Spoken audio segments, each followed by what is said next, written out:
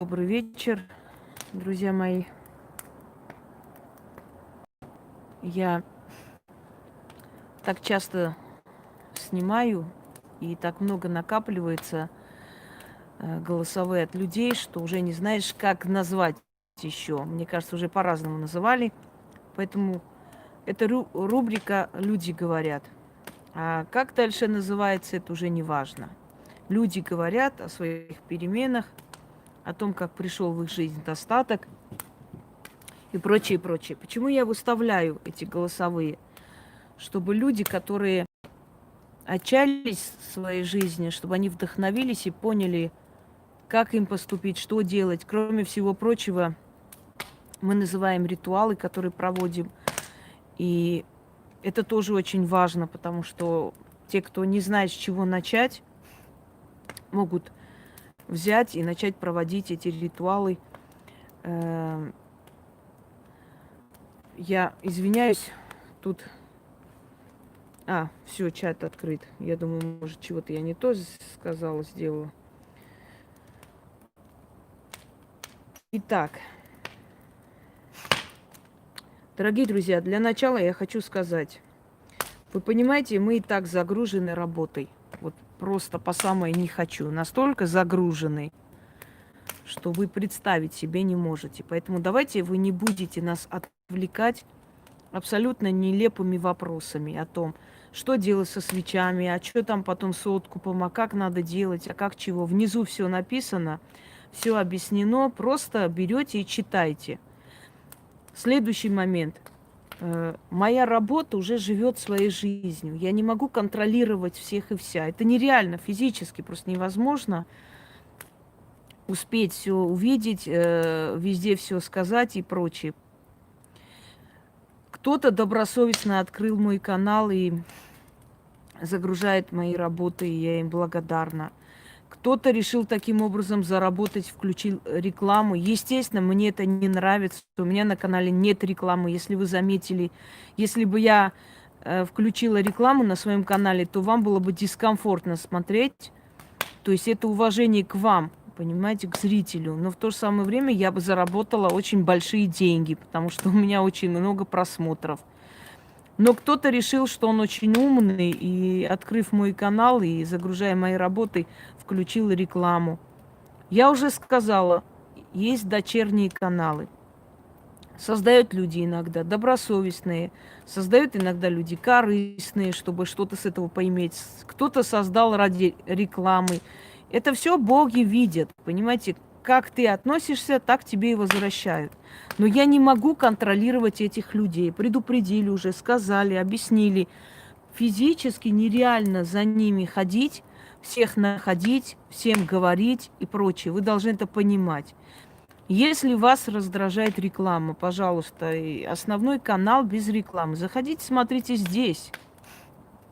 Смотрите на других каналах дочерних, которые ведут достойные люди, и там точно так же нет рекламы, они не порочат мое имя. Я хочу попросить людей, которые ведут мои каналы. Если вы будете подписываться с этих каналов на всяких гадалок и прочих, то вообще не ведите мои каналы. Понимаете? Вы тем самым просто принижаете, дешевите мое имя. Таким образом, мне не нужно абсолютно, чтобы вы, вот, подписываясь на подобные каналы, просто,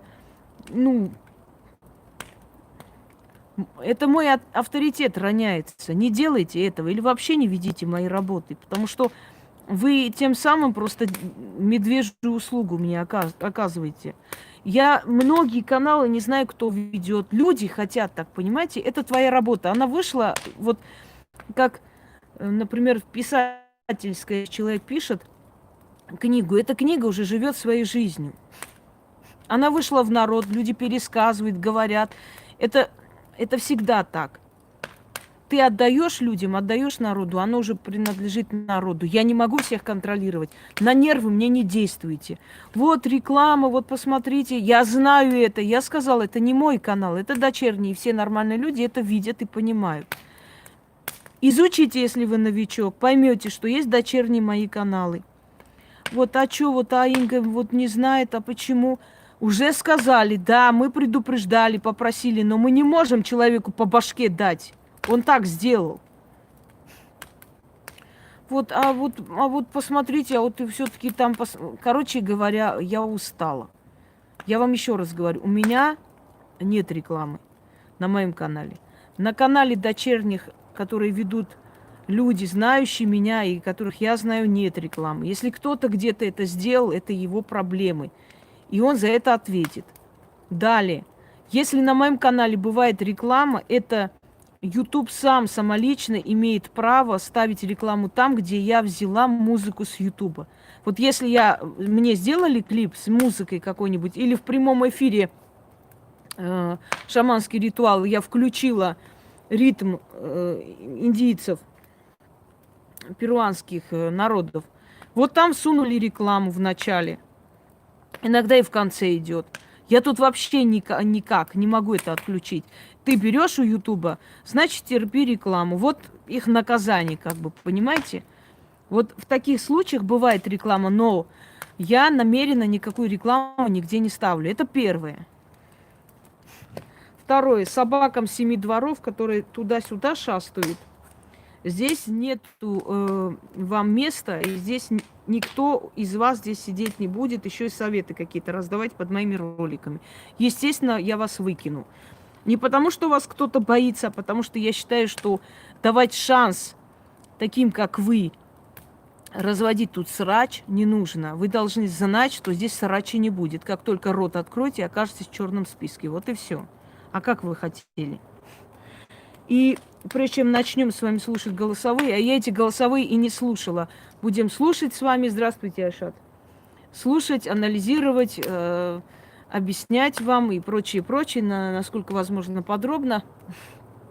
Так вот, следующая новость. Видать, нашу Патюлю сильно бомбануло то, что я перекрыла ей кислород, но не только роликами о Шарикове, а вообще. Потому как я сказала, что...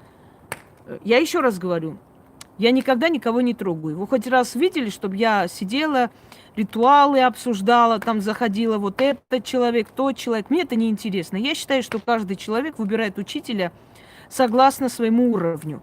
Если сидят люди там, доброй ночи, точнее, добрый вечер. Если люди сидят там, значит, это их уровень. Все. Если меня человек этот не трогает, не ворует мои работы, да мне плевать, что он там делает, каким там силам молится, что он там через кресты и иконы, не знаю, начитывает. Пуся.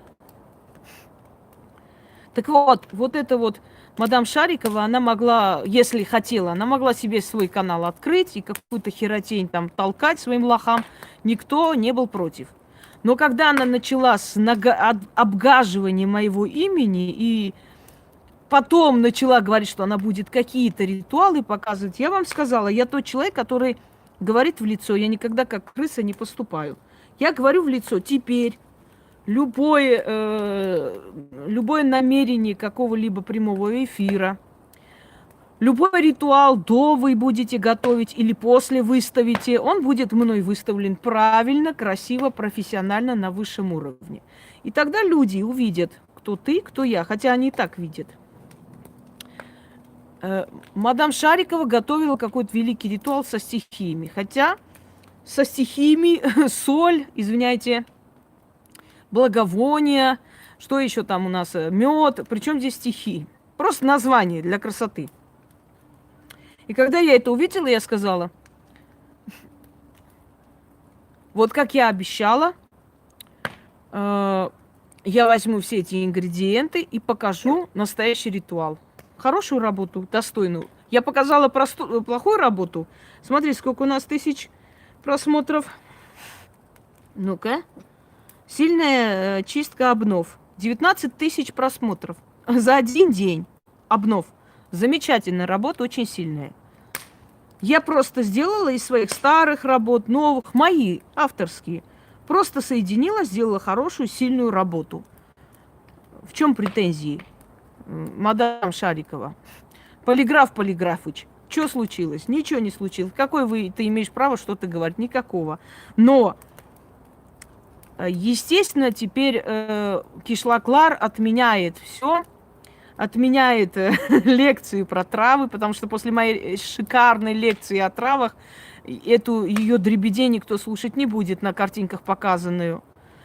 Значит, дальше у нас отменяется лекция про стихи, потому что их пьяный бред никто слушать не будет после моей лекции о стихиях. Ну, давайте уж, дорогие друзья, да, как наша соседка Фаина говорила, не эта дура, а соседка моя, голодный собаклар, прямо уже не знает, что делать, рубаху рвут на себе.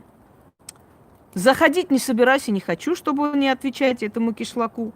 Но мне говорят, вот, Кишлаклар решила сделать такое. Я говорю, очень хорошо. И вечером это выставили. А как ты хотела? Скажи мне, а как ты хотела? Ты же пошла войной на интеллектуала. Как ты хотела, колхоз? Я не окончил даже 9 классов, врет. Не 9 и не 10. У них там 8 классов даже не оканчивают. То есть оканчивают 8 классов или с половиной их снимают и сажают дома. Ей просто стрёмно. Она говорит, ты 10 не закончила. До 10 ты не дошла. Мы очень гордые, мы вот такие безграмотные быдло, и мы очень этим гордимся. Гордитесь дальше. В чем дело? Дело не в дипломе. Хочу, чтобы вы правильно поняли. Дело вообще не в дипломе. Я знаю людей, которые не могли получить образование, потому что была война, было все что угодно, понимаете? Но они настолько образованы, настолько... Ну, самообразование-то никто не отменял, правда? Ты можешь не суметь, у тебя может не быть возможности получить... Диплом – это всего лишь документ, дающий право работать в этой сфере, не более того. Все остальное у тебя в голове. В голове. Я знала таксистов, которые... Отец умер, и он был вынужден кормить семью, 5 детей, матери помогать. Он не смог поступил и наполовине бросил, выхода не было. Но этот человек настолько начитанный и настолько интеллектуал. Он там даст фору любому дипломированному. Знаете, у меня со мной учились такие тупицы, которые диплом получили. Дело не в дипломе вообще, не про диплом было сказано. Было сказано о моральном, душевном, понимаете, состоянии, о душевной планке, о том, что человек может сам... Ведь вы думаете, институт дает столько знаний? Институт направляет твои знания в правильное русло, не более того. Если ты тупицей останешься. Да, мой университет мне много дал, потому что я хотела учиться, я училась. Но я знаю людей, которые могут вполне купить эти дипломы, и они главврачами работают. Я такого человека знаю, который никогда ни в каких операциях не участвует, просто ставит подпись свою, и все. Зам главврача. Он нигде... Он просто дает как бы свое согласие на что-то. Никто не сказал про дипломы, сказали про образованность, про знания, про мозги. Понимаете? Не о дипломах речь, что вот диплома-то у меня нет. У тебя, мне кажется, у тебя кроме метрики больше ни хера нету. Знаете, такие приезжают вот с кишлаков, даже на детей нету документов, и их детей могут в любой момент забрать. Даже на детей они не оформляют ни документов, ничего, просто живут как кочевые племена. Вот сидят, живут в палатках, а потом смотришь, блин, никаких документов, никаких медицинских карт, ни хрена нету. А как же вы живете?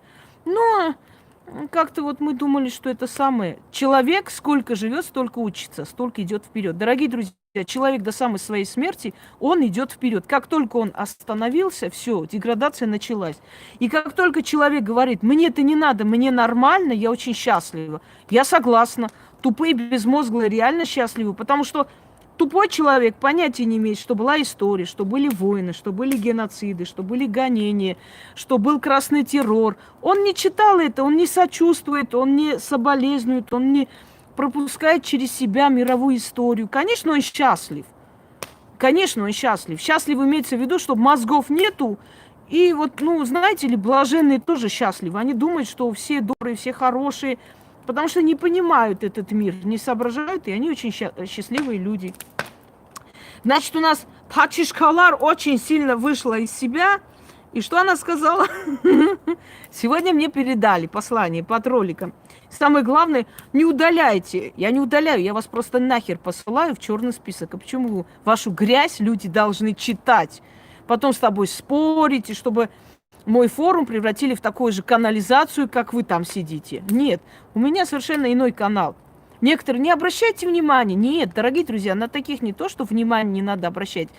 Таких надо давить и душить и показывать всем. Ну что, есть еще желающие? Выступать вперед, идите. Еще желающие есть? Да? В очередь, сукины дети, в очередь. Значит, что пишет тут баба одна? Оказывается, эта баба продает травы. Я же вам говорю, почему они поддерживают этот кишлак. Многим выгодно, по своей выгоде. Пока она выгодно, поддерживает, понимаете? Оказывается, что у этой бабы есть магазин трав, и она толкает травы через патюлю. Вот почему она сидит там. Вот и все объяснение. С легким паром девушка. У нас девушка вся в масках сегодня ходит, решила собой заняться. Так вот, значит, пришла эта баба и пишет. Подожди, что она написала, эта баба-то сегодня? Ну, не смех и грех, конечно, но я сейчас... Ой, куда я дела, Ян? Сегодня Фаина, или Фаина, так и не поняли, кто она все-таки? Патюля, Фаина, Эмма, Эльмира, мать твою, женщина. София, Августа, Амелия, Фредерика Ангальцербская, понимаете? Так вот, сегодня Фаина сказала на разборе ритуала, что в прямом эфире вас разоблачит. Боже мой, опять меня разоблачают. Куда мне деться? Все, разоблачение пошло. Откроет занавес чуть-чуть. Твою мать. Мне кажется, уже она все открыла. Она уже и так сказала, что с 15 лет бледую. Че, куда уж открывать? Чуть-чуть она откроет всего лишь. У нее же столько информации. Знаете, это настолько смешно, когда люди каждый ролик что-нибудь новое ищут. Да мне 20 жизней не хватит, чтобы я столько бледовала, курила, кололась, валялась под заборами, на трассах стояла. Ну не хватит мне 20 жизней, чтобы это все успеть, понимаете? А у них на каждый ролик что-то интересненькое новое. И они каждый раз говорят, что они узнали новую информацию. О чем это? Просто сидят люди, начинают сказки каждый день. Значит, что? Фаина сказала на разборе ритуала, что в прямом эфире вас разоблачить. Боже мой, спасите меня все. Откроет занавес чуть-чуть. А правда, что вы до магии занимались проституцией? Ну как же ж? Все умные, все сильные женщины начинали с проституции. А вы не знали? Все с трассы начинали. Как же неправда-то? Ну, если Фаина знает, значит, она со мной вместе стояла там. Значит, она знает дело в чем. Конечно, правда, конечно, подтверждаю. И там. А правда, что мы начинали с проституции? Правда, правда, все, никаких сомнений. Даже не сомневайтесь, так и есть. Только вы, наверное, тоже там стояли вместе со мной. А как же иначе вы могли это знать? До магии я занималась проституцией, естественно. Я знаю, обычно, это у нас идею подала наша будесница. Кстати, ты заметила, все их имена так и остались. Будесница. Но Шнабак уже по-другому никто не называет. Как Шнабак я сказала, так Шнабак и идет. Ну, кто-нибудь ее Таней называл вообще когда-нибудь? Шнабак, Шнобель Петровна, Шнабель. Вот Шнабак, будесница. Это у нас будесница дала такую хорошую идею. Вот, уже мы не раз слышали от нее, то теперь, значит, сидят, составляют план действий, что будут говорить.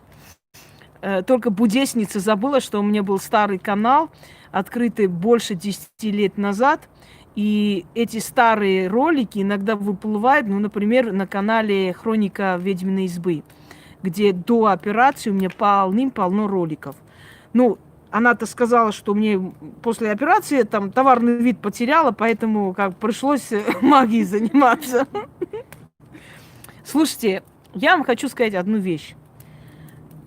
Я в своей профессии могу позволить себе столько, сколько проститутка не позволит себе, заработав целый год. Поэтому я так прикинула, думаю, не, магия все-таки выгоднее, чем трасса. Так что, да.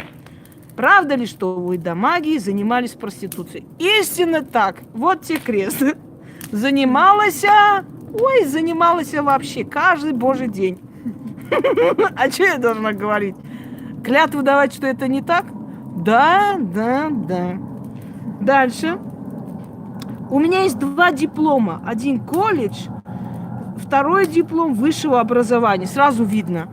На каждом слове 20 ошибок. У нее колледж и высшем образовании. Еще скажу, что я армянка. Да ладно тебе.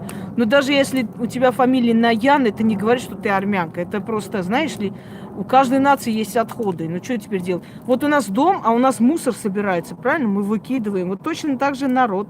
У каждой нации есть отход.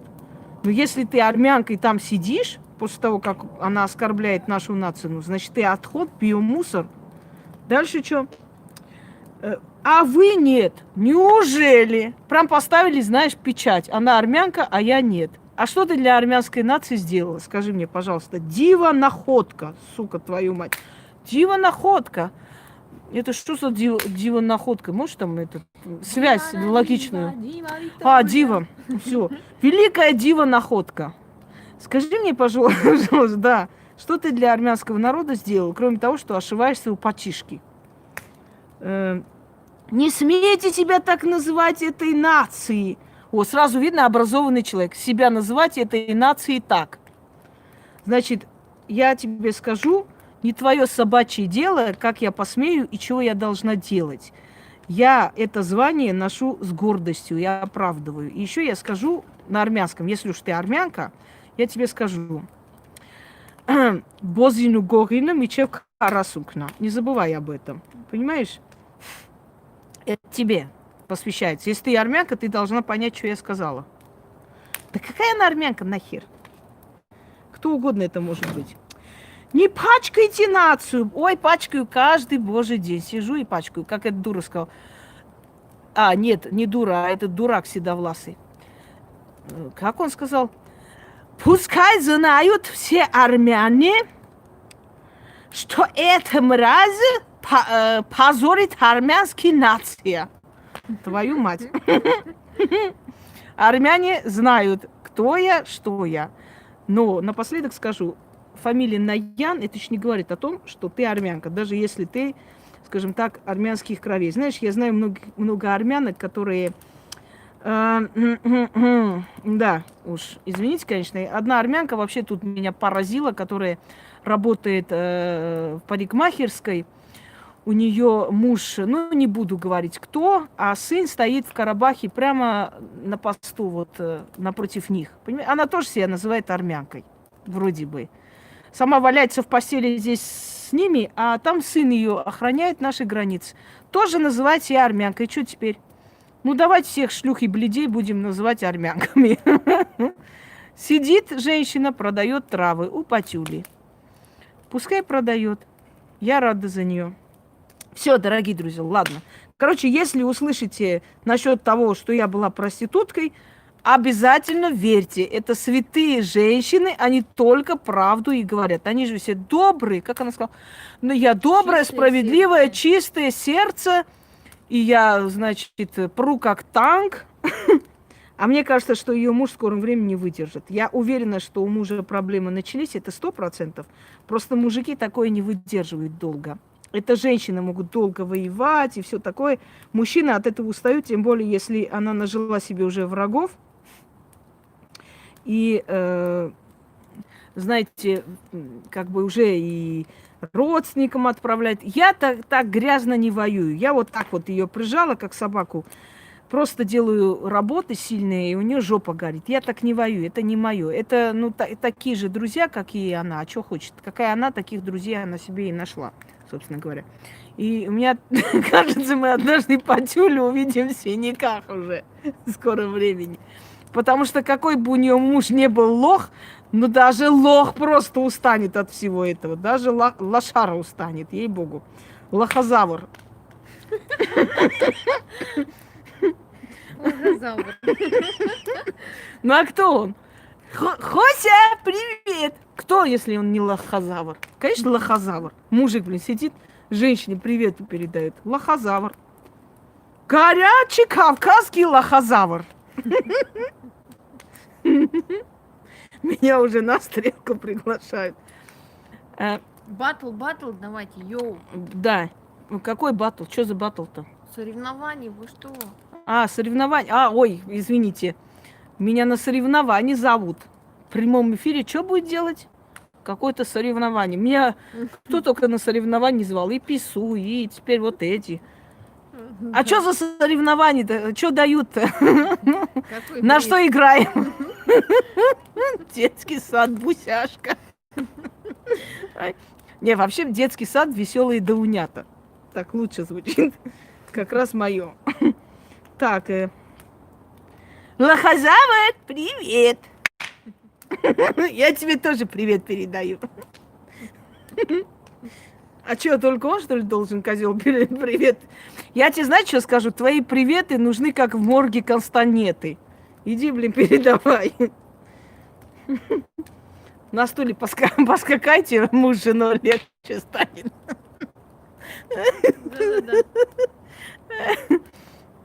Да, Кишлаклар, блин, сбунтовалась что-то. Не могу. Собрались, значит, две шлюхи и решили меня свалить с трона. С какого хера бы, Арнольд Петрович? Сейчас.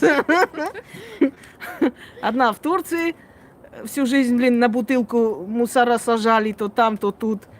То со своим вором мужем бегает туда-сюда, с Греции в Турцию, с Турции, блин, хрен знает куда.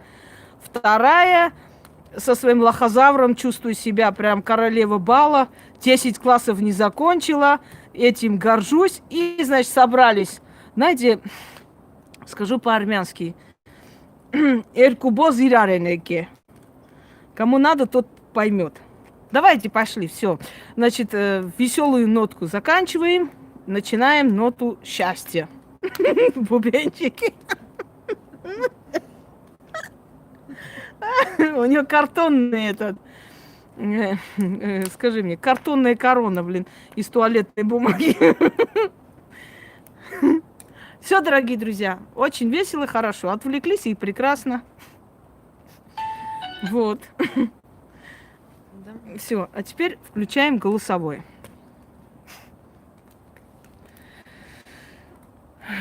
Воровка сама рассказывала, ее дружбаны это все выставили. У меня нету, в отличие от этих вот чмошниц, выставлять, такой привычкой выставлять голосовые или что. Я такие вещи не люблю, и мне это вообще не интересно. Знаете, моя бабушка говорила, еще придет время, они общие варенье разделят. Подождите, это еще не вечер. Когда две шалавы вместе сходятся, а потом расходятся, еще придет время, когда и эта будесница, и патишкалар, как выставят свои голосовые. Погодите, ой, придет это время, поверьте мне. Понимаете, две шалашовки, когда вместе, они вместе пока выгодно. Стоит человек, который образован, человек, который действительно имеет высокий статус души, он умеет красиво уходить, он умеет красиво заканчивать дружбу и так далее. А вот эти низменные, которые ниже плинтуса уровнем, они никогда в жизни не уйдут достойно или как-то, знаете, заканчивать дружбу достойно. Они обязательно выставляют все, что у них есть, все показывают, все это на весь мир. Погодите, узнаем мы еще, как они общее варенье разделили. Я сейчас им просто... да, я ж тебе говорю. Две бледушки собрались воедино. Две бледины – это сила. Ну, для себя сила. Так что, девчата, извините, но я в вашем этом конкурсе красоты участвовать не буду. У меня времени нет. Ну а что, у меня нет таких бородавок на шее, я не пройду. А еще у меня нету таких крутых бровей, как у будесницы, тоже не пройду. Там, блин, пригвоздили нахер насмерть. Там брови, что писец просто. коромысла. Да коромысло это отдыхает. Да хватит, Пуся. Хватит. Вот.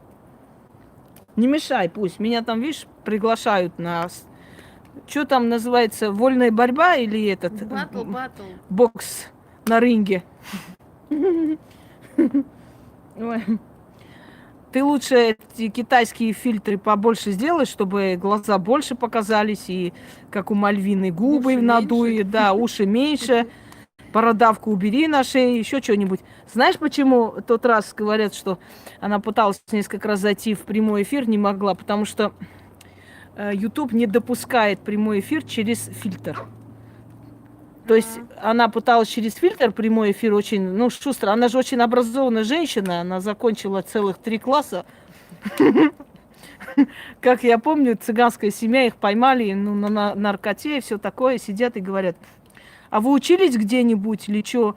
Нет, мы не учились, а только у меня муж грамотный, у меня муж только грамотный. И говорит, а он что, школу закончил или институт? Не, он 3 класса закончил, он буквы знает, может расписаться. Ну вот сейчас вот у вас очень, она же очень грамотная женщина, понимает, что китайские фильтры есть. Только не знает, что китайскими фильтрами прямой эфир, блин, не пускают. Понимаешь, что?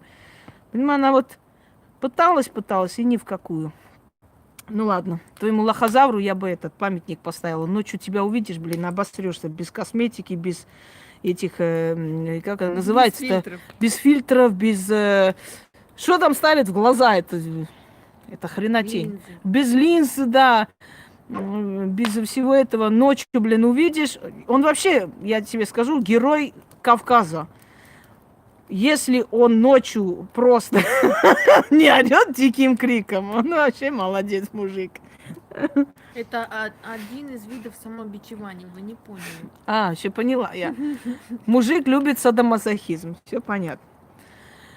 Все, ну и хорошо, отвлеклись, настроение поднялось. Пуся, ты мне мешаешь заниматься делом. Привет передай всем, Пуся, и уматывай. Давай отсюда, давай. Да, это у нас единорог, который ведет к мечте. И вот мы на фоне единорога сейчас будем слушать от людей о переменах.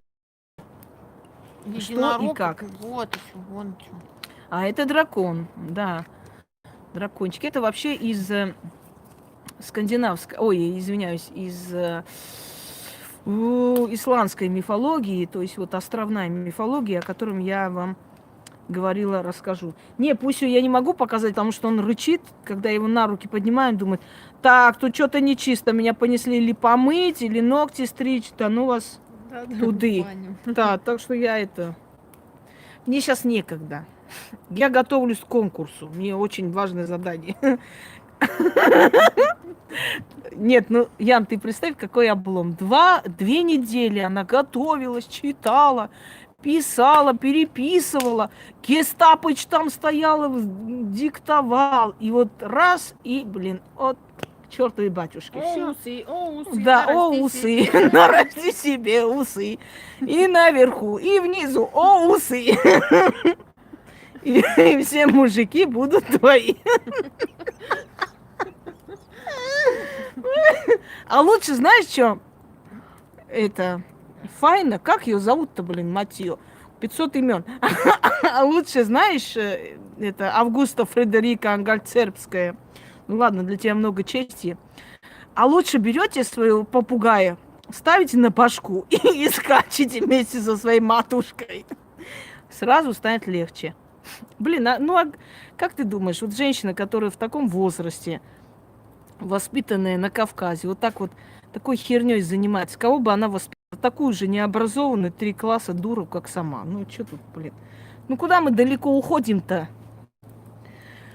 Ой, зеркало, понимаете, тоже там намулеванное, нашпиглеванное в своем возрасте. Ну, о чем говорить-то, господи? Наверное, там тоже папаня какой-то лохозавр сидит, и они чувствуют себя Скажу, блатными Пусика. бабами. Прям просит. Ну на, народ. Пусика, ну да, на. Вот Пусик. Вот он. Видали? Сидит, кайфуем. Сегодня мы с тобой Тобой кайфуем, да. А я к конкурсу готовлюсь. Еще раз, как он называется? Вечно забываю, блин. Батл. Батл. Батюшки. Когда батл этот вас будет? И этот батл с хреном кушают или чем? Бегу, блин, уже на ваш батл, суки. Ждите. Сегодня будут рассказывать о том, как я работала на трассе. Это очень интересный эфир. Самый главный, поучительный. И как раз для людей с широким сердцем, доброй душой, как они там обычно говорят, очень добрые мы, очень хорошие, добрые люди, прекрасные, понимающие. Да, конечно. Это сразу видно. Ой, стояла я на трассе, пришла тут, сижу и голосовые включаю. Начнем. А так это еще только начало, что ли? Да, мы еще только разговариваем, мы еще не включали. Мы еще пока... Обалдеть, я уж в баню успела сходить. Мы еще про трассу разговариваем. Ну, на трассе это между делом, успеваешь, сижу, ритуал пишу, ролик снимаю, прямой эфир, опять на трассу. Слава богу, трасса-то тут вот рядом, прям 2 минуты побежать и уже практически там. Точно. Не могу. Но это ж какими несчастными просто жабами надо быть, такую херотень. Вот такой херотенью против меня идти или там пытаться мне этим мстить. Ой, твою мать. Вы знаете, если я сейчас скажу, что королева Англии проститутка, этим я не ее там Она зачморю, а себя. С этого и все начиналось. Да, с этого и пошло. В общем, ладно, все. Хорошо. Начинаем проходить по голосовым. Слушаем, дорогие друзья. Для настроения посмеялись, и прекрасно. Пуся, сейчас я тебя тоже на трассу отправлю. Ты уже достал меня сегодня. Пойдешь, блин, с Патюлей постоишь чуть-чуть, и легче станет.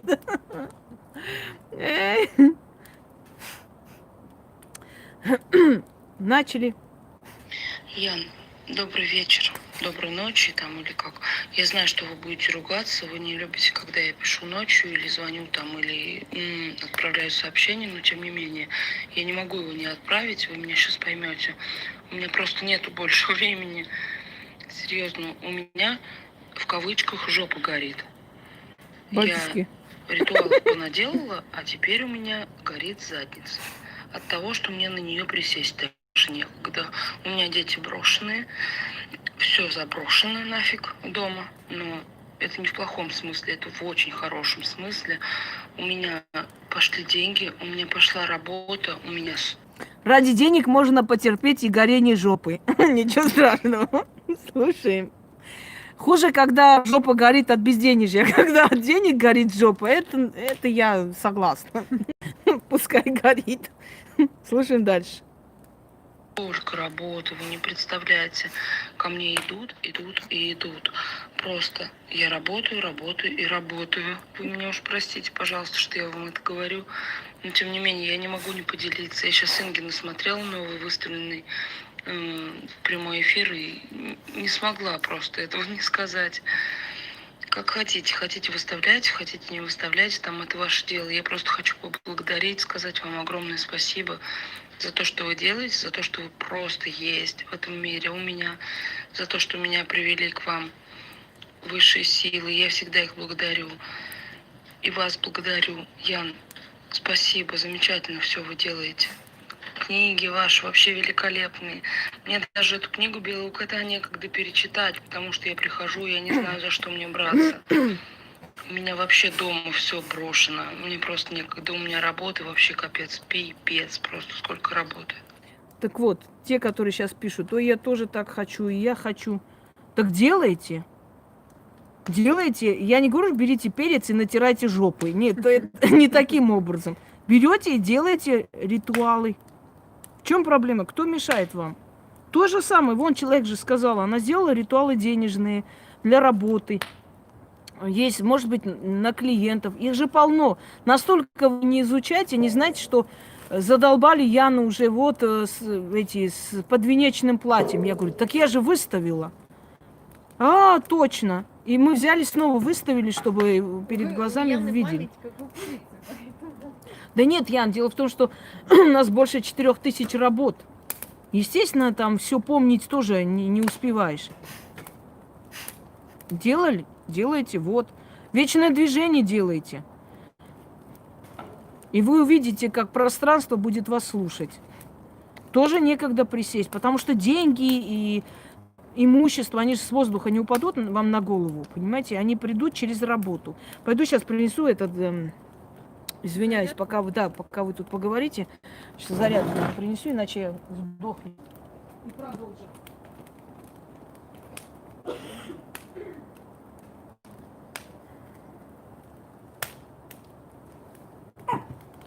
Господа, пользуясь моментом, хочу вам как раз напомнить о том, что если у кого-то еще есть какие-либо мистические истории, то прошу присылать мне на WhatsApp. Я думаю, все уже знают номер моего WhatsApp.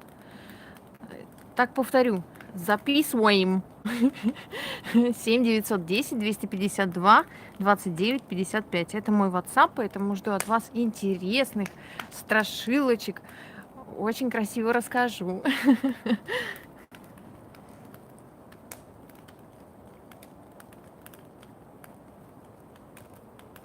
Много-много присылайте, давайте. Я прям буду читать, сидеть, пугать.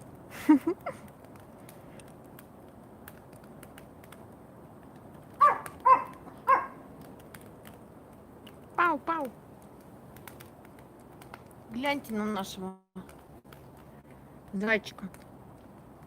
Зайчонок наш. Обожаю его.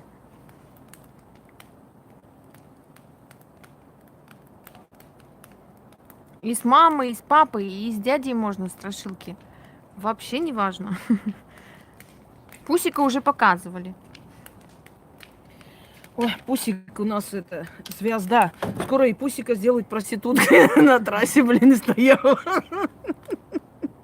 Готовься, Буся. Скоро и про тебя пойдут слухи. Когда Пусю повесили там фотографию на ограде кладбищенской. О, красота, меня и Пусю. Ну это смешно. Не общие фотографии, а Пусю отдельно, меня отдельно. Ну не добилась, скажи мне, а. Твою мать. Пусть, хватит, там кот, отстань. Ой, погодите сейчас. Да таких мы деградантов встречались за жизнь, что даже представить не можете. Погодите сейчас.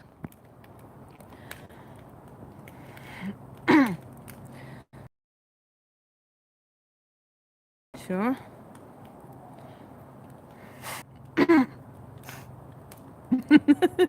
Знаете, да? Во дворе не было молодых женщин, поэтому бабки называли проституткой дворника Васю. Ну ты кого-нибудь же надо называть.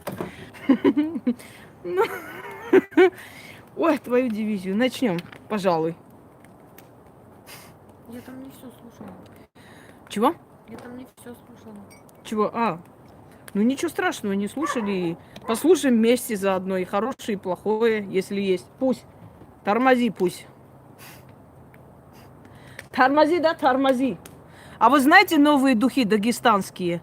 Вот французские духи это Шанель номер 5, а дагестанские духи Шамиль номер 5. Недавно вышли. Хорошие такие, с перцем. В виде кинжала. Вот, пожалуйста, видите? Начнем, товарищи. Здравствуйте, уважаемая Инга. Здравствуйте, Яна. Я хотела бы с вами поделиться, как мне помогают обряды и лекции. Меня зовут Инна, я на канале буквально с апреля месяца.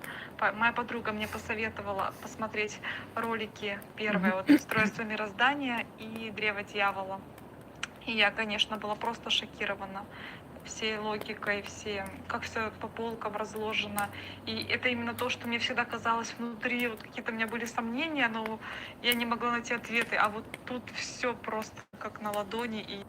Я, конечно, очень извиняюсь перед своими зрителями, что мне приходится снимать про древо дьявола, про мироздание. Как говорится, извините, Ваша честь, но ничем веселеньким вас порадовать не могу. Вот извиняйте, что я не снимаю про проституток, трассу, там кто что стоял, чего. Вот приходится снимать вот темы другие. Как-то скучноватненько, я понимаю, но ну что делать? Не умею я про проституток хорошо рассказывать. Вот такой грех есть у меня. Не могу. Извините, Ваше Величество, но ничем веселеньким вас не порадую. Так что мироздание, древо дьявола, конечно, это настолько разложено, что... да, насчет юмора я вам скажу. Юмор присущий вообще умным людям. Людям больным, психически больным, с низкими, вот скажем так, душевной низкой планкой, они ненавидят юмор. Вы заметили? Вечно мрачные, вечно стараются быть серьезными, да, как говорил Мюнхгаузен, улыбайтесь, господа, улыбайтесь. Самые великие тупости в мире творятся с серьезным выражением лица. Начнем. Ответы все нашлись на мои жизненные вопросы, это потрясающе. И вот был такой момент удивительный. Я когда посмотрела ролик про древо дьявола, мне снится, в эту ночь мне снится статуэтка дьявола. То есть именно его вот как бы образ такой, и он прям стоит у меня, вот прям во сне, как перед глазами, его силуэт. И это был какой-то сумасшедший сон, он как будто у меня все вертелось в голове, и вот этот образ, и он как будто впивался вовнутрь в меня, в мою кожу, в плоть. Это было очень странное ощущение и незабываемое. И когда я проснулась, я поняла, что у меня мир разделился до и после. То есть то, что было до, то, что я как бы была не прозревшая, что ли.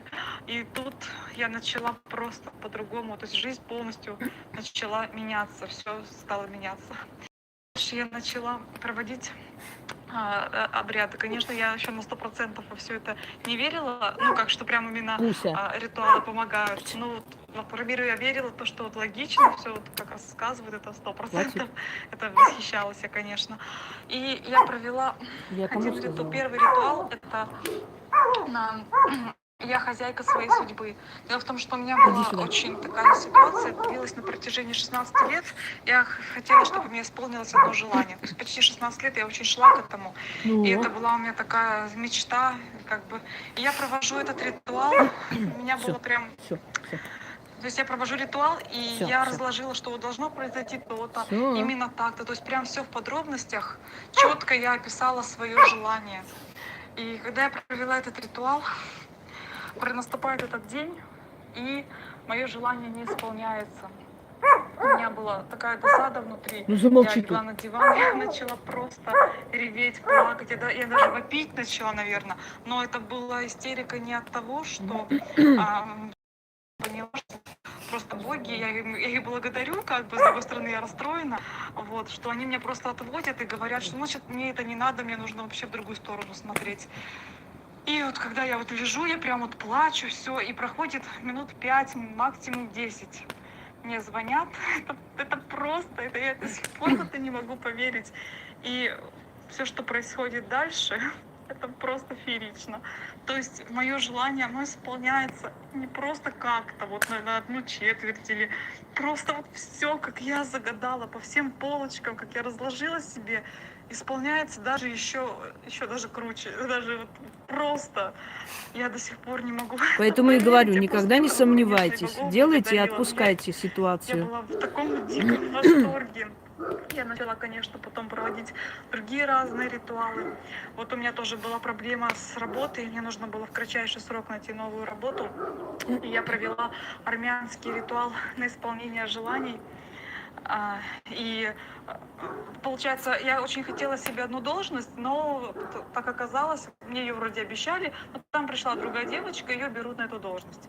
Но я уже начала другую работу искать. И когда я провела этот ритуал армянский на исполнение желаний, мне потом звонят на следующий же день и говорят, что девочка отказывается, и должность моя тоже просто потрясающая. Ну, различные чистки провожу, соляной столб,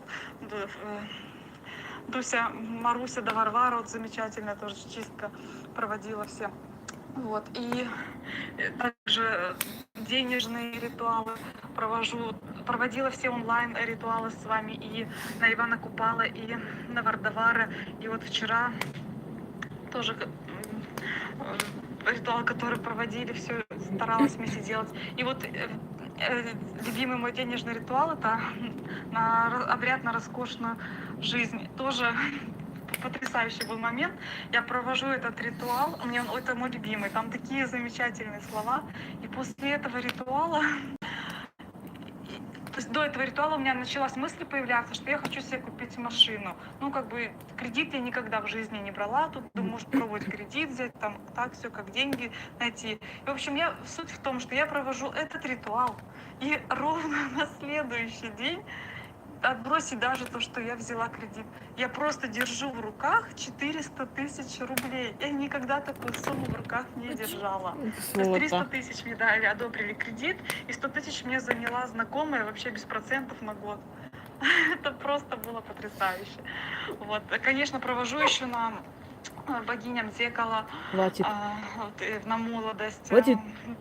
И, кстати, я в последнее время смотрела в зеркало, мне казалось, что я очень старею, мне 33 года, но прям вот как будто кожа уже начинает обвисать. И вот... А помнишь, мы с женой голосовые отправили, точнее, она отправила, ну, насчет жены, они, ну, люди с ограниченными возможностями. И когда она сказала, что родители ей купили машину, она как плакала. Дорогие друзья, секунду, сейчас прервусь. Вот представьте, мы с вами обращаемся к богам, да, мы через богов это просим и получаем. Вы можете представить, какие были счастливые наши прадеды? Вот только представьте, они вместе проводили ритуалы, праздники, посвященные богам. Вот собирали они урожай и шли к капищу, танцевали, плясали, приносили жертвы, имея в виду, что приносили фрукты, там, овощи. Вот представьте, какое счастье мы с вами потеряли, ради чего? Как говорила я, да, обещая рай на небесах, у нас отняли рай на земле. Вот просто представьте, насколько они были счастливы. Никто никого не резал, не убивал за то, что ты не так молишься, ты не так произносишь, ты не того Бога веруешь, ты не в церковь или не в мечеть ходишь. Какие мы были счастливые, то есть наши предки, насколько были счастливы. Ведь мы же с вами сейчас, ну, обновляем культ богов. У вас же получается, понимаете, у вас же реально получается это все. И это все получается через силу богов. То есть вы, уже объясняла, поклоняетесь, а я служу. Я своим служением передаю вам то, что они дают. И они вас слышат и помогают. Значит, это говорит о том, что ты обмолись, никто не слышит. Но достаточно сделать ритуал или заговор, слышат. Почему? Потому что ритуал и заговор – это мольба к древним силам, к древним богам, а молитвы – это мольба к новым эгрегорам, религиям, которые мы создали на основе страданий, нищебродства и прочее. Просто вот я иногда думаю, ну, человечество, какое же ты тупое стадо. Как же ты могла потерять чувство радости и счастья? Представляете, вот насколько люди были счастливы. Это вы сейчас несколько просто просите, получаете, и вы удивляетесь. А представьте, что наши деды, прадеды приносили там благодарность, приносили откуп, приносили жертву богам, в капище проводили вместе эти праздники и прочее, прочее. И все время просили и получали. И они были дети и внуки богов. Но мы не захотели быть дети и внуки. Мы не захотели быть свободные и счастливые люди. Мы захотели быть рабы, нищеброды и страдальцы.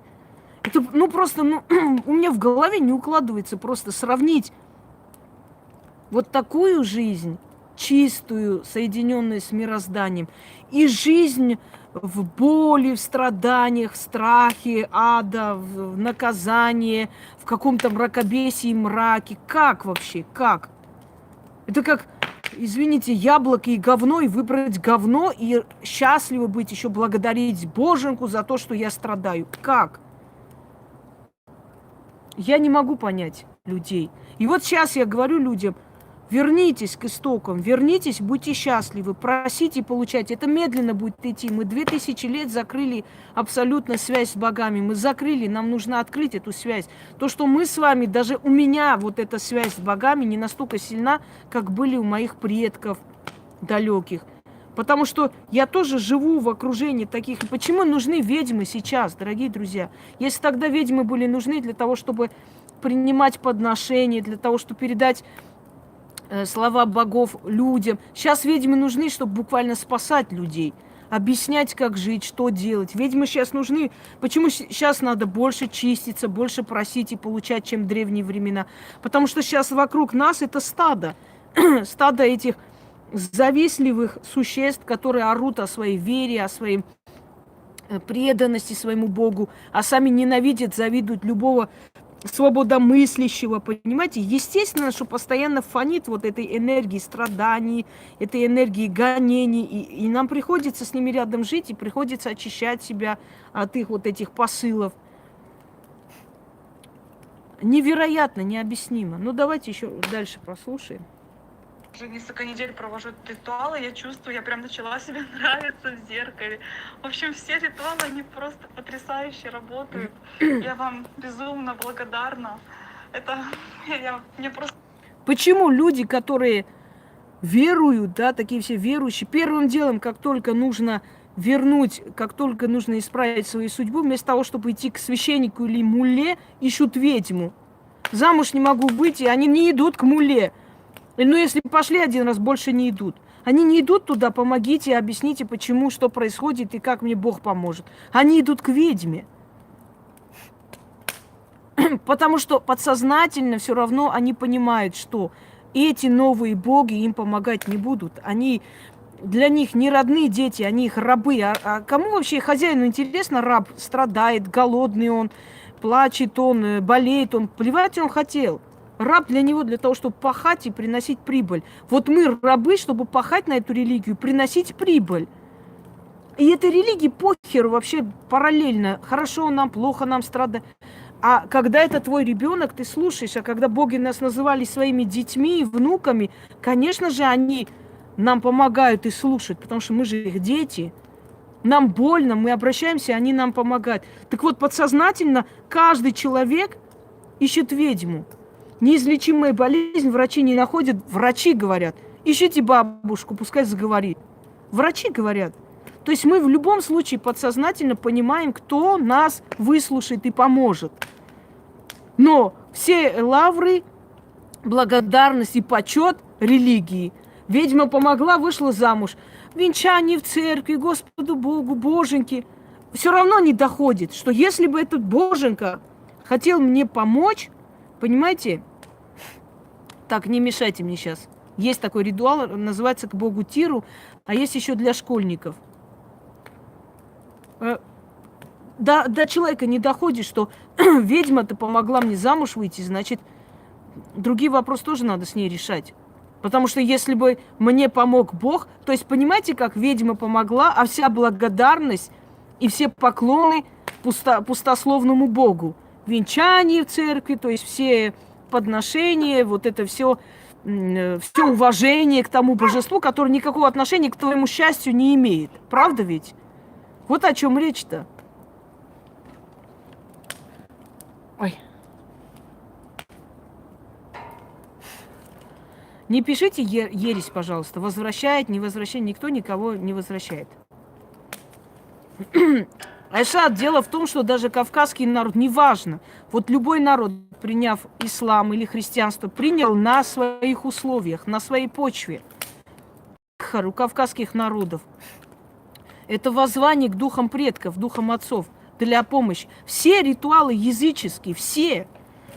И те же христианские ритуалы, те же исламские ритуалы, они все языческие.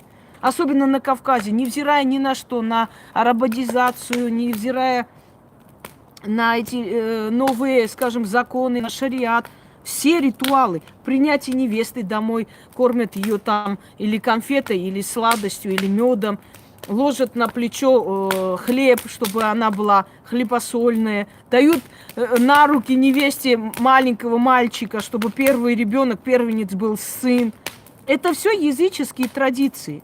То есть они, вот человек приходит, заходит и дают в руки мальчика, дают энергию мальчика сразу женщине, чтобы ее тело сразу же родила сына, понимаете? Потом смотрите еще.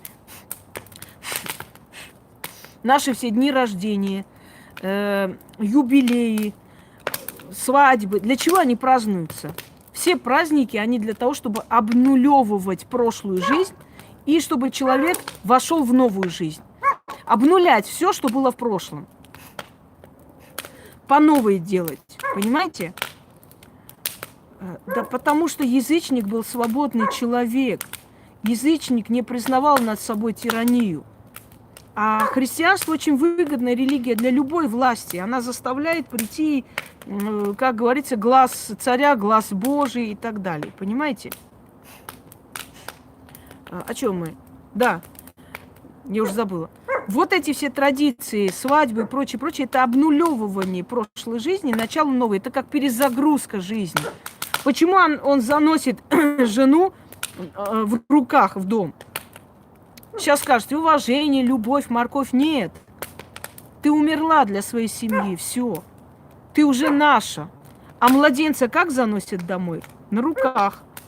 Это обряд, показывающий, что ты для той жизни умерла. Кто бы ни был в твоем прошлом, мужчина, любовь и так далее. Ты моя жена, ты умерла там, ты ребенок. Ты как ребенок идешь в мою жизнь.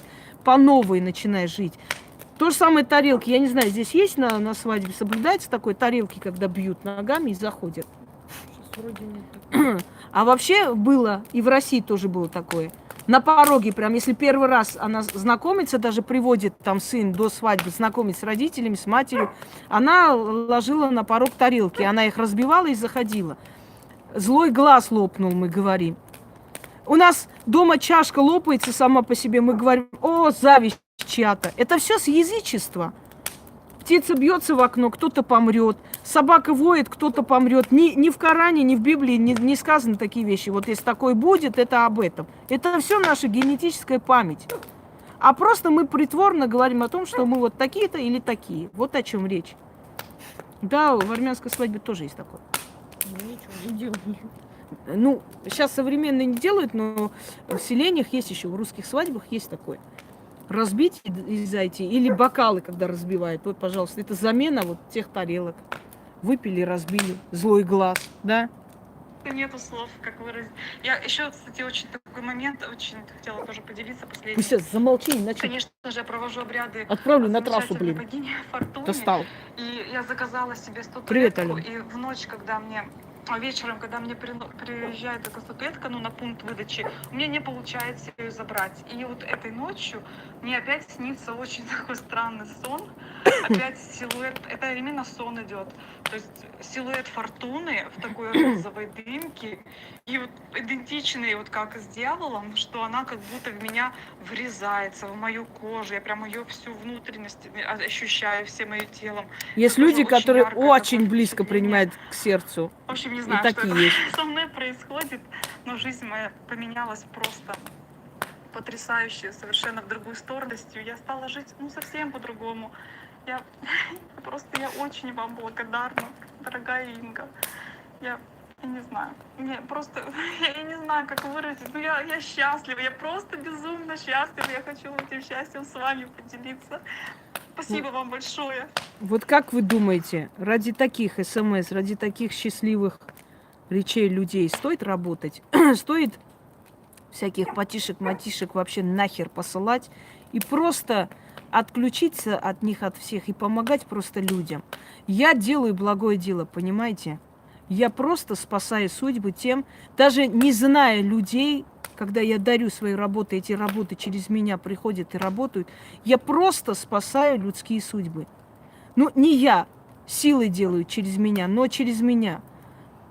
И иногда, когда, знаешь, вот злишься, думаешь, Ну вот как вот вообще, вот, ну, оставьте в покое. Ну, я же вас не трогаю, я вас знать не знаю. Оставьте, идите там молите святому огурцу, не знаю, красные трусы на башку надевайте. Оставьте меня в покое, дайте мне помочь достойным людям, у них и так никого нет. А потом думаешь, ну а как ты хотела? Конечно же, понятное дело, что животные будут говорить, слишком уж все идеально, слишком все хорошо. Идеально для идеального человека. Человек, который стремится к идеалу и работает для этого, и делает, отдает всего себя, у этого человека всегда будет идеально. Неважно, что он делает, он изобретает машины или ритуалы создает и дает миру. Она будет идеальна, потому что ты к этому стремишься, в отличие от некоторых колхозников, у меня не 3 класса образования. Конечно, будет идеально. У меня, как у меня папа шутил, говорил, не голова, а дом советов. Еще с малых лет мои письма, я 4 года научилась писать. Человек гордится тем, что 8 классов не закончила, а я горжусь, что я в 4 года умела писать и читать. В 4 года. Невозможно, чтобы человек, понимаете, на месте сидел и не развивался, если у него есть сознание. Это нереально. Ты лопаешься изнутри, тебе слишком мало тебе пространства, тебе нужно больше знать, больше. Насчет язычества. Посмотрите, зороастризм. Одна из самых добрых религий мира. А сейчас в Персии что творится? Казни, забивание камнями, вешают. За просмотр порнофильма могут дать смертную казнь. Вы понимаете? А зороастризм и пророк Зороастр один из самых добрых религий мира. Было. Поклонение солнцу, тот же намаз, я говорю, все с язычества пришло. Поклонение утром вставали, благодарили солнце, кланялись, целовали землю за плодородие. В обед благодарили, когда солнце было в зените. И вечером, когда оно садилось, 3 раза делали намаз. Слово намаха, приветствие. Вот оно, пожалуйста. Вот любую традицию, обычай, любой религии покажите, я вам объясню, откуда это пришло с язычества. Просто искаженно, понимаете? Пойдемте далее. Я не помню, сейчас мы это слушали. Если слушали, я не буду еще раз. Добрый день, уважаемая Инга, Яна и все зрители телеканала «Ведьмина изба». Меня зовут Любовь. Я Тихо. хочу рассказать вам о тех событиях, которые произошли со мной и происходят до сих пор, после того, когда я изучила канал и стала обращаться Сейчас, если слушали, к не богам, к помню. силам в ритуалах Инги Хасроевой. На Ингин канал я попала в 2018 году, когда познакомилась со своим мужчиной, с которым живу по настоящее время. Спустя некоторое время после нашего знакомства он мне рассказал о том, что мы все забыли о наших древних богах. То есть боги на самом деле совсем не те, которые сейчас есть. Это все разделение религии, а Бог, он мне рассказал, бога, они единые для всех. Рассказал за Ирила, в общем, за многих богов он мне рассказал. Слушали? И только благодаря этому я Нет, я не обратилась. слушали, тогда извиняюсь. Сейчас я найду те, которые не слушали. Давайте. Уважаемая Инга и Яночка, я не знаю, я не верю в случайности, но после того, как я начала смотреть, в моей жизни сначала ничего такого особо не менялось, не происходило такого. Но получилось так, что после того очередного раза, как наконец-то, спустя многие разы, что я смотрела ваши видео, слушала их, правда, ритуала еще до сих пор так и ни одного не провела, кроме в прямом эфире. Вот. И попала я после второй смены на ночной эфир. И по такой случайности, не очень веселой, по причине моего телефона, так как он у меня упал и жил своей жизнью, он отсылал сообщения, стирал у меня все подряд в телефоне, звонил куда только хотел. И так получилось то, что именно в прямом эфире был мой звонок тоже. Было 3 звонка произведено, я так перепугалась, я не хотела ни в коем случае мешать. Но знаете, как бы там ни было, после этого случая у моей дочери сыну исполнилось месяц. Это мой внук. И я не знала, что ему подарить. После работы я пошла. Думала, хоть что-то, может быть, я успею купить своему внуку. И вы знаете, как бы там ни было, но не верю я в случайности. Просто не верю в случайности. Закрывался магазин детских игрушек, вещей, принадлежностей. Очень-очень хороший, супер. Он не просто закрывался из-за того, что зашел шаббат, зашел выходной день.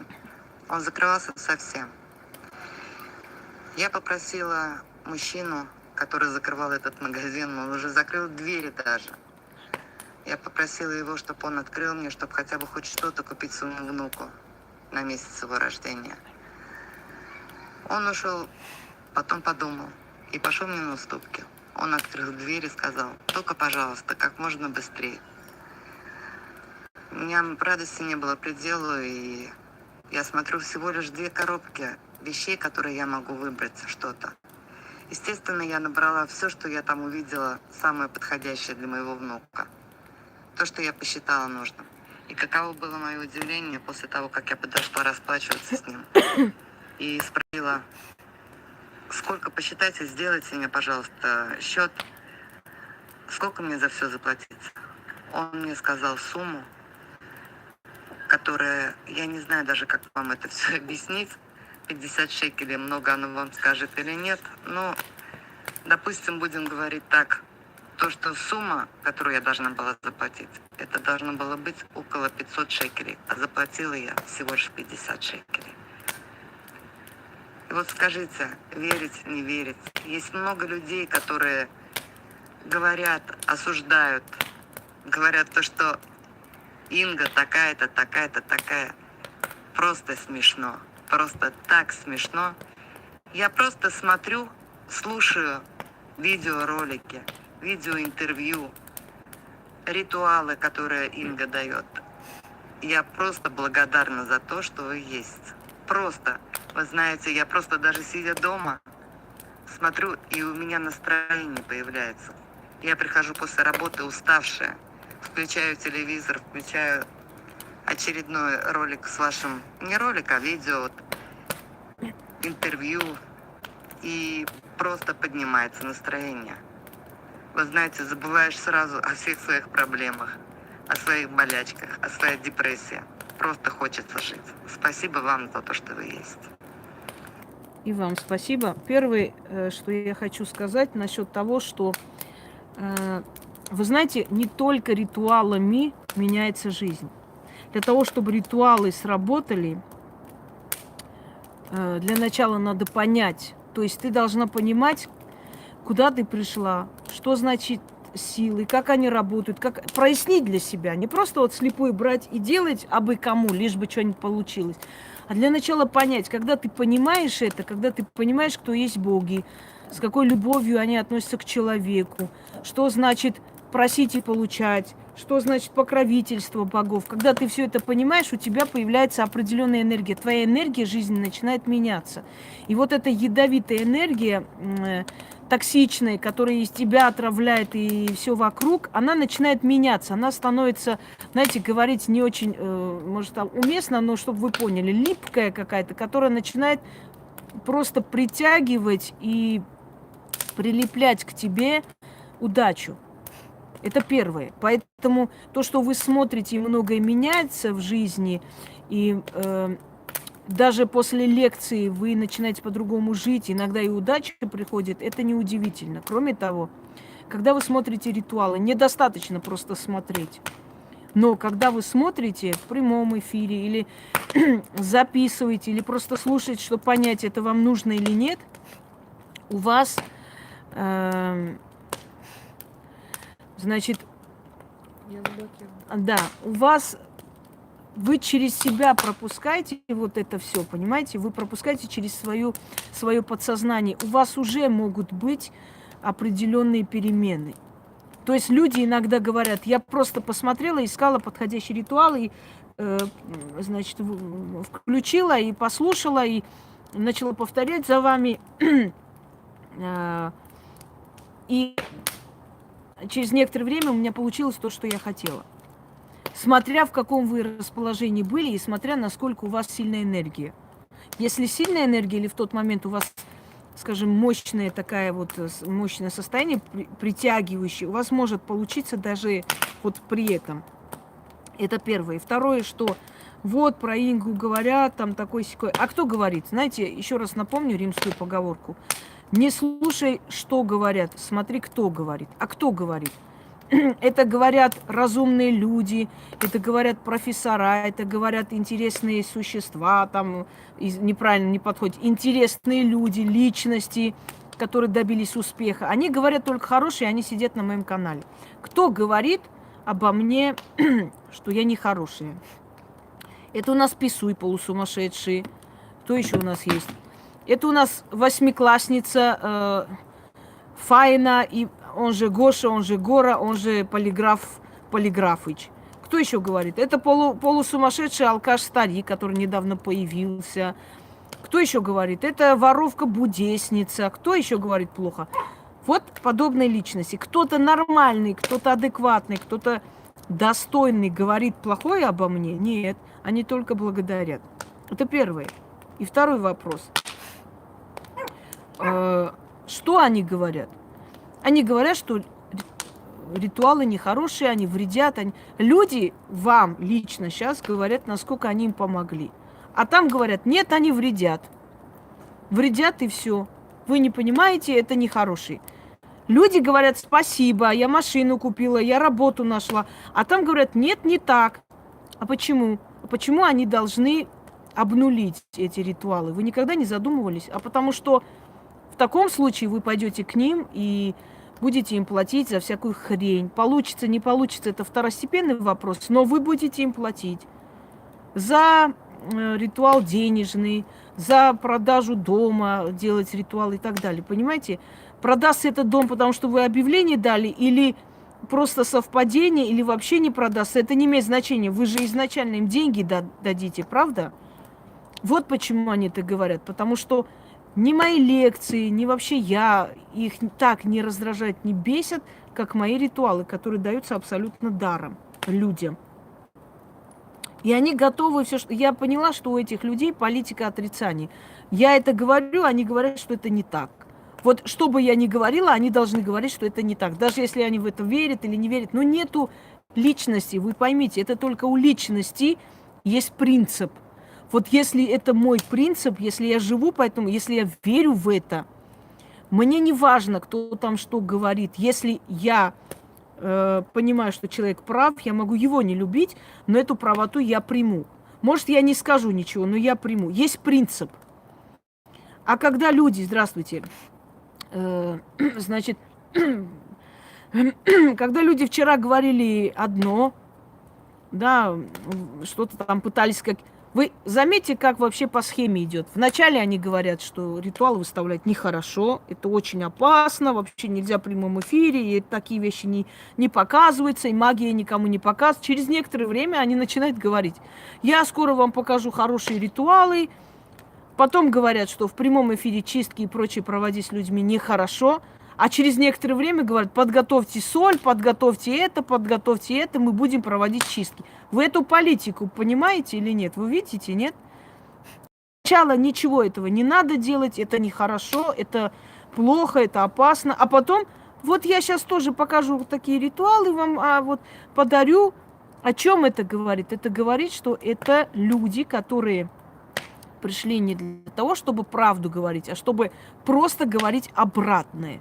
Вот ты говоришь так, они будут говорить, нет, это по-другому. Даже если они в это не верят, но им сейчас так надо. Вот эту будесницу одно время голосовой скидывали, помнишь, Ян? Когда спросили, ну вот с какой совестью ты сказала, что Инга стояла на трассе? Ну ты же знаешь, что это все ересь собачья. Вот зачем ты это сказала?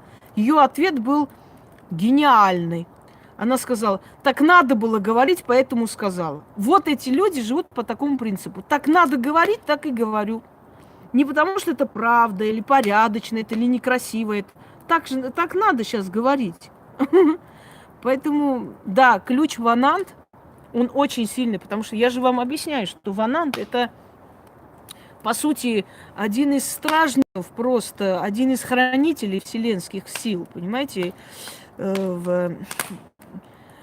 Ванадзор, который мы знаем, Кировакан, да, когда-то был Ванадзор, тоже названо в честь него. Город был Ванант, сейчас село Ванант в Армении. И это пришло из древних времен зороастризма. Вообще у армян вот эти названия, верования, традиции всех народов, которые ушли с Востока, всех народов, оно объединено у армян. Вы хотите весь Восток узнать? Тогда выучите армянский язык. Как сказал Байрон, я выучил армянский язык только по той причине, что на нем говорили сами боги. Вот так он знал, он замечательно, Байрон знал армянский язык. Представьте. Кто у нас еще был? Леонардо да Винчи был в Армении. На его картинах расшифровывали армянский алфавит во многом. И на многих работах да Винчи, скульптурах и прочее, внизу написаны армянскими буквами тексты. Ну, вы можете пробить сейчас, это не секрет, это сейчас в Гугле есть, везде показывается. Сфотографировали кому надо и выставили. Следующий, я сейчас не помню, это слушали, наверное, сейчас послушаю. Нет, не слушали. Здравствуйте, Яна. Здравствуйте, Инга, уважаемая. Подписчики канала. Я на канале не очень давно, но пользовалась многими работами. Хочу сказать, что очень работают. И хотела поделиться несколькими шепотками, которые я воспользовалась самолично и которые помогли просто отлично. Первый был такой мини-ритуальчик, где нужно покружиться вокруг себя и произнести слова перед тем, как идти на важный разговор. У меня на работе внесли какие-то определенные поправки, которые вообще никак не помогали мне быть, экономить время, в общем, на то, что я делаю. Мне не подходило. И все мои мольбы и просьбы пересмотреть или как бы перестроить систему или разрешить. Я извиняюсь, вот человек пишет, что живу на Урале, у нас сезон сбора грибов. Хожу каждый день в лес с гостинцами, хозяину леса ни разу без полных ведер грибов не уходила. Приношу мед, булочки, хлеб, конфеты, молоко, верю, он слышит. Видите, насколько человек правильно понимает природу. Вот для этого я вас учу. Я уверена, что многие туда идут, по 2-3 гриба собрали и вышли, а человек с корзинами. Почему? Потому что он проявляет уважение к силам. Уважение проявляет, а силы ему дают за это уважение. Вот чему я учу. Вот просто коротко, ясно, конкретно в СМС, да, в сообщении человека, вот вся философия, все, что я говорю, это просто наглядно на личном примере. Вот я это и говорю. Обращайтесь, благодарите, просите, и у вас будет все, даже если у других ни хрена нету. Мне писали, мне особенно пишут очень много с Узбекистана, пишут с Таджикистана, пишут еще, сейчас скажу, еще откуда, Туркменистан, хотя у них там интернет через раз ловит. Знаете, о чем пишут женщины? Дед Сидор. Они прям готовы ему памятник поставить. Они говорят, у меня столько гусей, кур, уток и так далее, все соседи обзавидовались. Она начала продавать яйца, они там машину купили. Вот этими курами, гусями и так далее. Понимаете? Настолько много бережет, некая сила приходит, он начинает беречь ваш скот, ваше хозяйство. Богине Деметрии вы сказали, пожалуйста, я же для этого дала. Деметрии, благодарить, делать алтарь в огороде маленький, принести туда, зажечь, попросить. У вас урожай будет лучше, чем у кого-либо. У нас еще было, как называется, вот дела хозяйственные, вспомни, как он называется. Топором надо пригрозить. Да, хозяйственный. Сейчас. Хочу найти. Ведьмина изба. Напомните, я сама уже не помню, как я его назвала. Или дела, или для хозяйства. Сейчас. Где полностью я дала ритуалы для богатого урожая, это понятно. Вы сейчас не помню сама, представляете, я полностью дала для сада, огорода, вот как сделать что, чтобы он давал у вас очень хорошо урожай, и вообще гуси, куры ваши и прочее, прочее. Это все же не просто так, это обращение к силам. Не бояться сил, а привлечь, благодарить, принести подношение, получить то, что ты хочешь. Ну вот это же самая лучшая вещь на земле.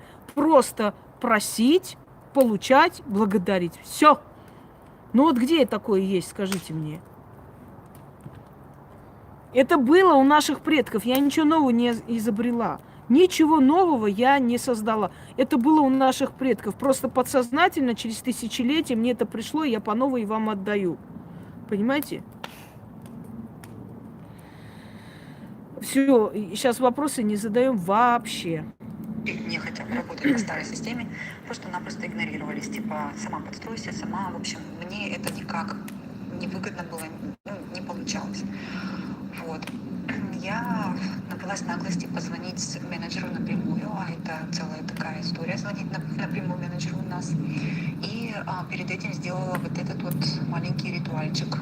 Вот. И, в общем, села звонить. Прошло все абсолютно волнение, пришли на память какие-то аргументы, привела все примеры, все показала, все рассказала, по полочкам разложила, сама даже удивилась, что, господи, как я помню эти все номера и цифры и так далее. И она так замолчала где-то, такое неудобное молчание было, секунд 30, наверное. Потом говорит, хорошо, давай по-твоему. Вот, это вот такая была маленькая мини-победа, что... Как получается ритуал? Объясняю вот технику работы ритуала. Человек делает и думает, ну вот как, каким образом получится? Они же вроде против меня настроены, вроде не должно быть. Или кого-то нашли на мое место и не хотят, чтобы я работал. Вот как это может получиться? Я сделала и все, и получилось, и теперь я работаю. Дорогие друзья, вы просите силы. Начинается определенный механизм, невидимый для вас работать. У человека смягчается сердце. Он ему как бы внушает чувство вины, он не может просто взять, выгнать. Древние секреты ведьмы, разве это? Ну ладно. Потом. Для богатого урожая. Для богатого урожая это есть шепотки, заговоры там? Не Думаешь? помню, тут написали, очень похоже. Найдем. Так вот, по-моему, это к Деметрии было. Следующий момент. Раскрываются дороги. Человек, который хотел у вас работать, да, то есть на вашем месте, вдруг случайно говорит, я нашла большую работу, или там подцапался с директором, решил не прийти, или что-то еще. То есть получается так, что все дороги открываются для того, чтобы вы получили желаемое. Вот как работает. Но я хочу вам сказать, давайте я вам приведу просто пример машины. Вот вы садитесь за руль, вы не знаете, как там бензин зажигает, как там расходуется газ, что там надо делать, значит, что куда идет, как это выхлопные газы выходят. Вам не надо это все знать. Вот вы едете и что думаете? Как сейчас руль вот работает там, как колеса переворачиваются, а какую там технику включили, чтобы... Нет, дорогие друзья, вы просто сели за руль, вам дали инструкцию вести машину, права. Вы научились и едете. Все. То же самое здесь. Вы берете, читаете, вам не надо думать о том, вот я сейчас начитаю, а как должен этот ритуал работать, а кто придет, а что будет, а каким образом мне дорогу откроет, а что после... Все, вы просто, вам инструкцию дали, вам сказали читать этот ритуал. Вы берете и читаете этот ритуал. И духи сами это сделают. Знаете, есть такая древняя армянская поговорка, ты проси, а в дела богов не вмешивайся. Они сами решат, как это сделать. Вот тоже, не вмешивайтесь в дела богов. Вы просите, а как они дадут, это уже их проблемы. Пойдемте дальше. Ой, я такая так все вдохновилась, что все работает, и все, сейчас у меня в этом плане все хорошо. Следующий мой опыт был, это я пришлось мне обратиться, вот прошептать слова «Кто бы ты ни был, помоги». И да, несомненно, помощь пришла, но там такой нюанс. Откупиться 13 монетами. Не знаю почему, я перепутала, и почему-то я решила, что я помню правильно, и пошла и отнесла деньги на перекресток. В эту же ночь мне снится моя покойная бабушка, она мне очень редко снится, вся в черном, лежит на кровати, как будто бы в какой-то деревне, незнакомое мне место, и говорит: я не могу, мне плохо, я болею, сделай правильно. И вот как будто два отдельных сна, но один за другим. Во втором сне как будто мне показывают какое-то ритуальное место, и что-то типа костра, уже все сделано, но не буду весь сон рассказывать, но у меня просто, мне вселилось чувство, что я что-то сделала неправильно. Проснулась, волновалась, не могла понять, что же я сделала и что я сделала неправильно. Вот. Потом через несколько дней я подружке рассказывала, передавала ритуалы, показывала и рассказывала, чем я воспользовалась. И она что-то там брала под запись. И я с ужасом понимаю, я ей сказала, что я на перекресток, а тут смотрю, у меня в записях написано, что нужно отнести деньги под дерево. И я ей призналась, я говорю: ты знаешь, вот что, нет, не на перекресток, а под дерево, я неправильно, значит, сделала. И тут же она мне выпаливает: слушай, а тебе не эта бабушка случайно пыталась сказать? У меня аж волосы зашевелились. Ну и как миленькая побежала тут же этим же вечером, отнесла другие 13 монет под дерево с извинениями. Так что будьте осторожны, будьте внимательны, еще по голове настучат, как Инга говорит постоянно. Вот. Значит, еще момент. Я пользуюсь уже активно вот этим маленьким заговором. Вода вечная, привечная. У меня проблемы с кожей в последнее время усугубились. И не только на лице, но и грудь, спина. Ну вообще прям и с этим коронавирусом дурацким. Особо-то врача сейчас к врачу не попадешь, и все как-то переносится на сентябрь, на октябрь и так далее. Вот.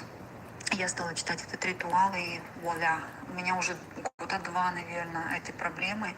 И я все пыталась разными средствами, уже когда уже накипела, уже собралась к врачу, этот коронавирус случился. Вот, и я стала читать этот сначала на лицо, а теперь вообще в наглую прям положила в пакетик, написала на бумажке этот заговор, положила в пакетик и приклеила прям в душе. И прям в душ захожу и под душем пока стою, начитываю эти слова: вода вечная, привечная.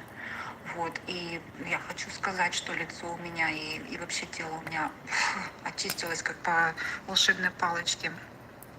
Еще один случай, боже, я заболела вот последние выходные. В пятницу у меня начался, вот знаете, такие симптомы, как при страшной аллергии, чих такой ужасный, и глаза слезятся, болят, все это, чихают, все лицо течет, как говорится, извиняюсь за подробности.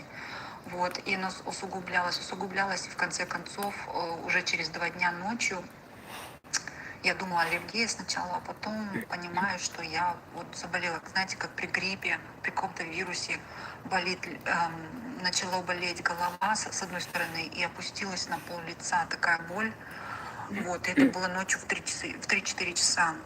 И это самое, я залезла в телефон, спать не могу, залезла и стала читать шепоток Шангу, Dead Voodoo от боли, начинается со слов Шангу.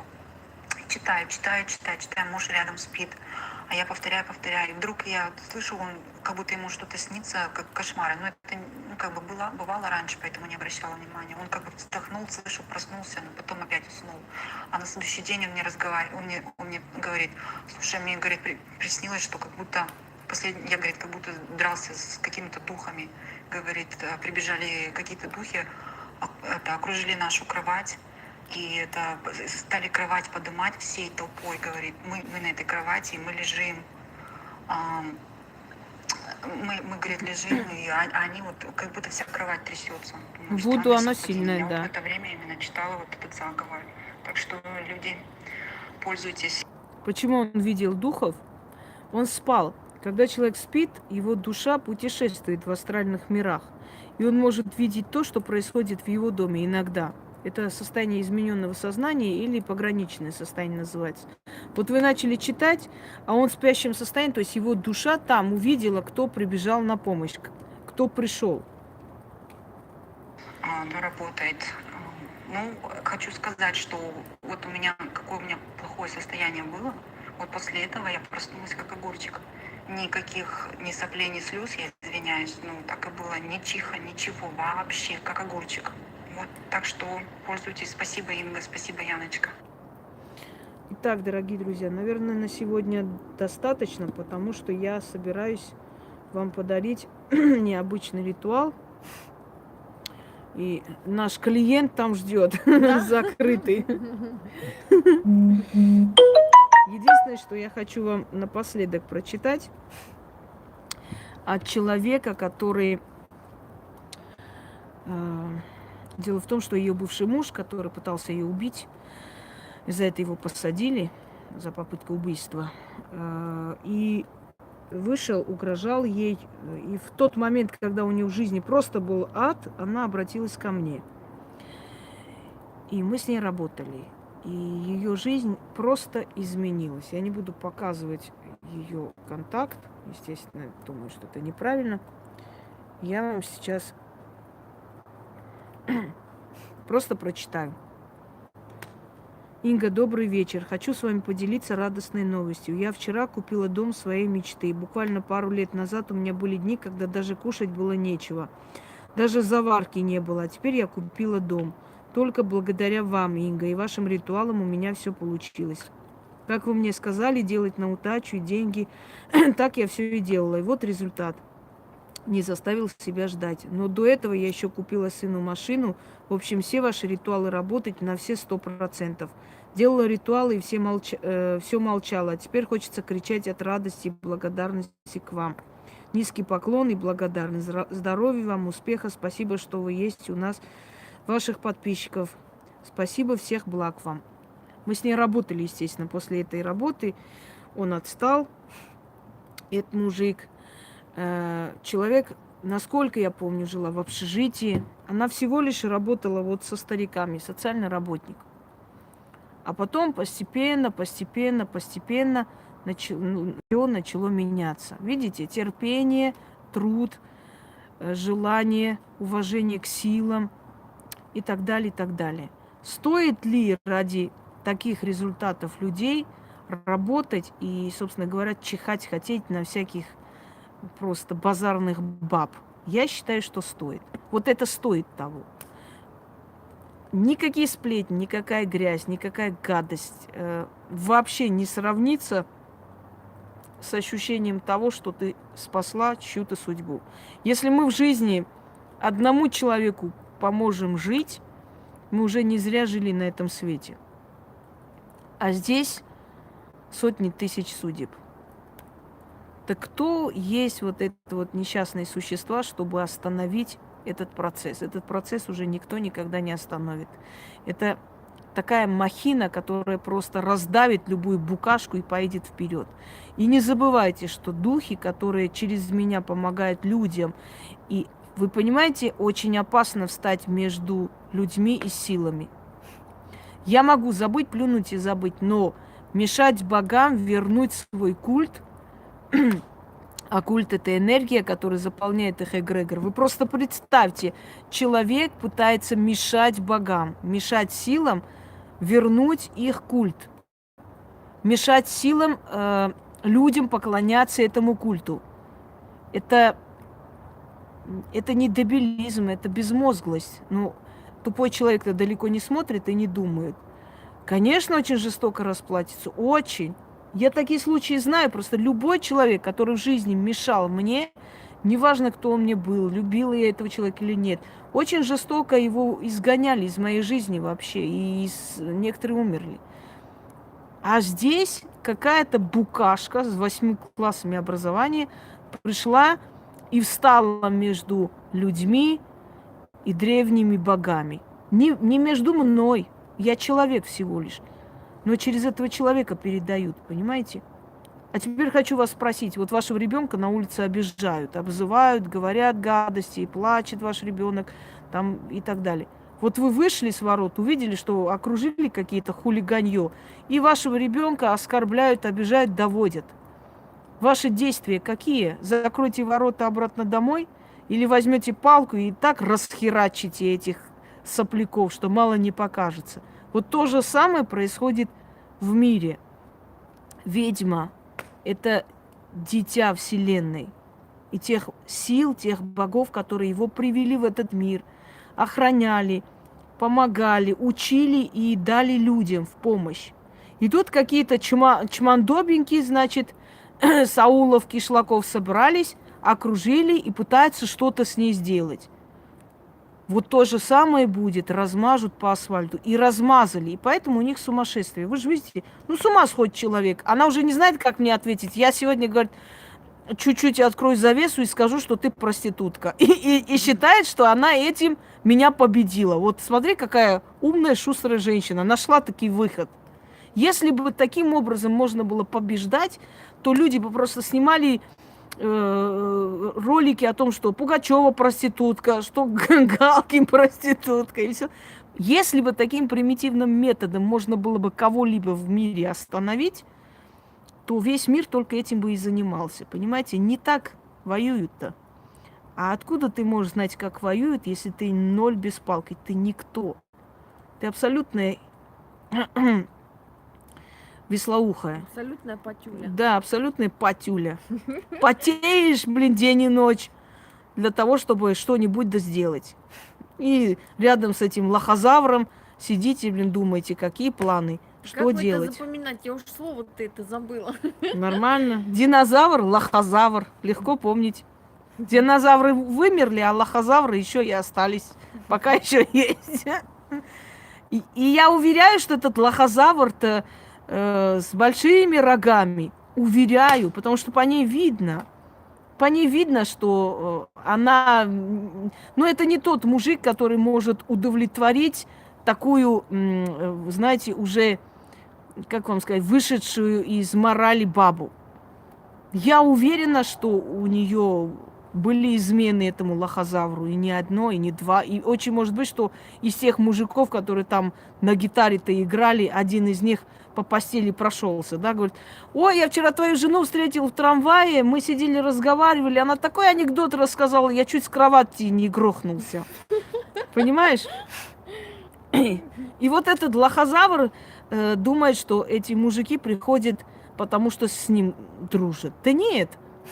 Очень может быть, что они приходят, потому что знают, что там дают. Но я не буду этой грязью заниматься, мне это не интересно. Я просто считаю, что лох – это судьба, господи. Привет, лохозавр! Как он мне привет передал. Детский сад. Самое главное, чтобы у людей все получалось, менялось.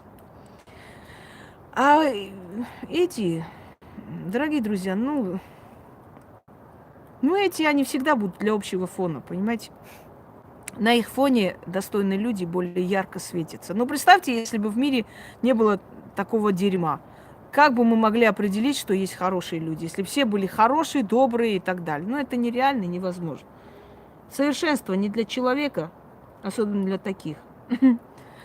Так что, пока не цепляют рогами люстры, мы пойдем кое-что сделаем. Может, тут и сниму, на самом деле. Просто надо на зарядку поставить, подготовиться минут 20 и снять, ежели успею. Все, дорогие друзья, я удаляюсь. Всем удачи и еще продолжим эту серию. Всего хорошего.